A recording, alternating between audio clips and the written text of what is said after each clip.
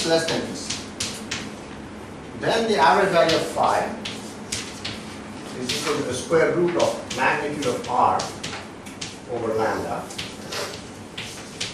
But remember, r is a t minus tc. Okay? And now we compute the free energy. So what is the free energy? Free energy is going to be equal to integral d to the dx. Everything is constant. So the gradient phi squared term is 0. Then I have r times phi squared. So that is minus magnitude of r, because now remember r is negative. R over 2 times phi squared. Phi squared is magnitude of r over lambda. Right? Plus lambda over 4, phi to the 4th. So it's the square of this. So it's again magnitude r squared over lambda squared. Okay? So this partially cancels that, but the overall thing is negative, and so it gives me minus L to the D, right? But L is the size of my box, everything's constant, right? L to the D, r squared, so let me write it as t minus tc squared over 4 lambda. Okay? This is what happens. And now I compute the specific heat. So if I compute the specific heat above Tc, I get 0. Okay? If I compute the specific heat below Tc, I get the second derivative of that. This is a discontinuity of the specific heat. Okay? So discontinuity, so let me write it down.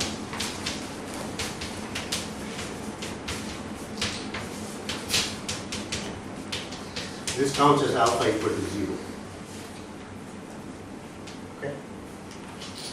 So now we got the entire set of exponents in Ginsberg-Land algorithm. So what are they? Alpha equal to 0, beta equals a half, mu equals 1/2, delta equals 3, eta equals 0, gamma equals 1. Okay? So these are the Ginsberg-Land exponents. So you can take this average value at t less than t is negative also. There are two solutions. Sorry, what is? At t less than tc, the average value of phi has two solutions, plus of this and minus the Free energy is given function. The free energy is the same for either solution. Yeah. But the main point is that in a macroscopic system, it will choose one of them. Okay? Because the barrier between the two of them is huge. And even if you wait for the lifetime of the universe, it will not overcome that barrier for a macroscopic system with a very large number of particles. So you choose only one of them. How do you define alpha? Alpha?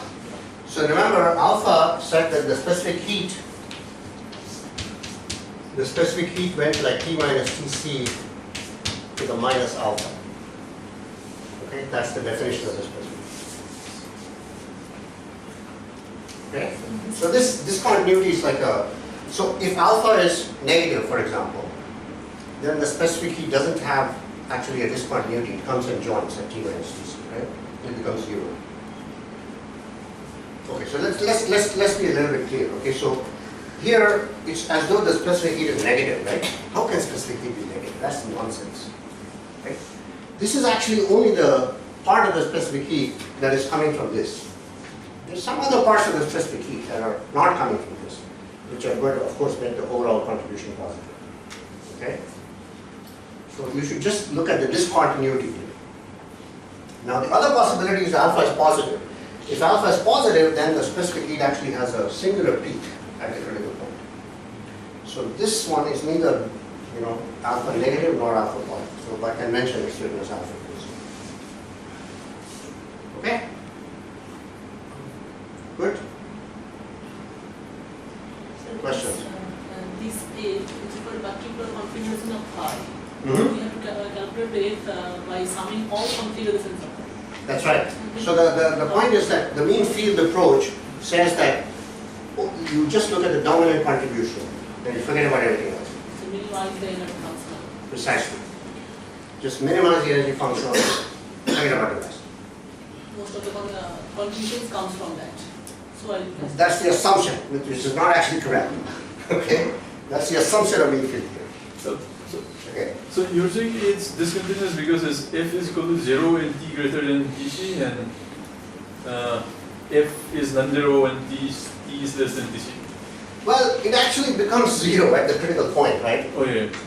So it really looks like this. If I plot a figure of f, Yeah. this contribution to f, it is 0 over here, but this is tc there, okay? Yeah. This is t, and this is tc, or this is t minus tc. Then it does something like this. Yeah. Okay, that's really what it's doing. Remember, it's a second order point, so there cannot be a discontinuity of the first derivative of f. Yeah. It has to be a discontinuity of the second derivative. Okay? The CV, the dependence of CV is somewhat linear with temperature. Which one? The dependence of CV. CV. Yeah. CV is some linear temperature and abruptly at TC it goes to there is something. No, CV, the CV itself, if I plot it, it's a constant. In the Ginsberg-Landau, CV actually looks like this. So if I plot CV versus T minus TC, this contribution is 0 here and it's something non-zero here. That's what it is. This is discontinuity. Yeah, it's a name. Something like this. So that is the contribution of this particular thing. Okay? Okay. So while while you're taking this alpha is equal to 0, because this is So let's look at what alpha positive and what alpha negative means. Okay? If alpha were positive, then you would have an actual singularity, right? You would have something that would look like this.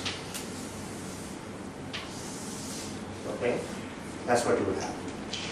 If alpha was negative, you would have something that would look like this. Okay? So this is neither this nor that, so you just define it. Okay? So alpha equals 0 is a code for saying that the free energies, the specific heat is discontinuous. That's all. Okay, it's a matter of definition, but okay, so CV had this t term in front, so it's not exactly a constant. below TC. Because the two derivative will kill that square term.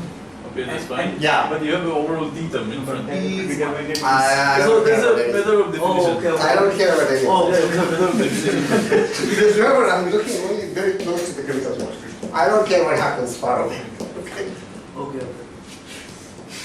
So Yes. this M term, this quadratic term, does this have the kind of a field theory map to like the mass term for a Yeah, that's why I'm calling it M So square. this phase transition is like the mass is going kind of zero basically. Yeah. So that's why your interaction is like coupling everything on the infinite x range, right? So you are having short distance interaction with a finite mass kind of mediator, like which is the M. This mass is not a mediator. Okay, so don't think of this like a Yukawa potential or something like that. Yukawa potential is if two fields are talking via some other intermediate boson Yes, yes, yes. that has a mass. Yeah. This is just one field, there's nothing else. Okay? Just a single field. But you're right, it's like a- it's self-mediating kind of like 5-5-5. It's self-interacting, yeah, that's certainly true. But the point is that the self-interaction doesn't change range when n changes. It's still just lambda 5 4. It's still a short range interaction, regardless of what m is. Okay?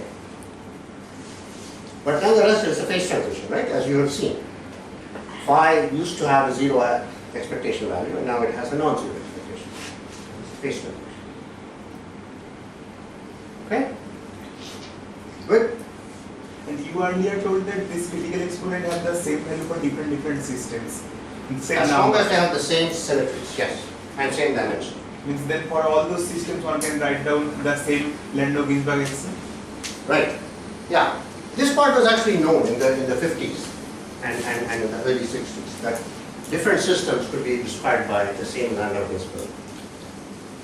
Okay, but then they believed that mean field theory was correct. But experiments in the 60s actually found critical exponents, especially for the helium, the normal liquid to superfluid transition. They were able to measure it extremely accurately over several decades near the critical point. And they found exponents that were not Ginzburg-Landau exponents. Okay, so that's really what prompted the desire to improve this mean field theory. So which of experiment you are talking about, or all three? The one that was actually measured was alpha. That was the one that was best measured in the liquid to superfluid transition. So it's a matter of nomenclature, but when you say Landau-Ginzburg, you mean field or you mean the effective I mean field? this. Okay. Okay, this is what it is. But if you consider correction because of the interaction, then do you still call it Landau-Ginzburg or? I already have the interaction sitting here, right? Yeah, but for t greater than tc, you didn't take it. Yeah. But if you take account of lambda and then The question is, how will you take it into account? okay. Okay, you have to do some correlation theory or something, Yeah, right? yeah. And then it depends on how far you go and all kinds of stuff. Okay? So it's not a good idea to do perturbation. We will see why very shortly. So now I can go on now. It will take me another half an hour to do the Ginzburg criterion, but better to wait till tomorrow. Okay? So tomorrow we will see why this mean field theory has to be wrong in 3 dimensions. Okay? Near the critical point.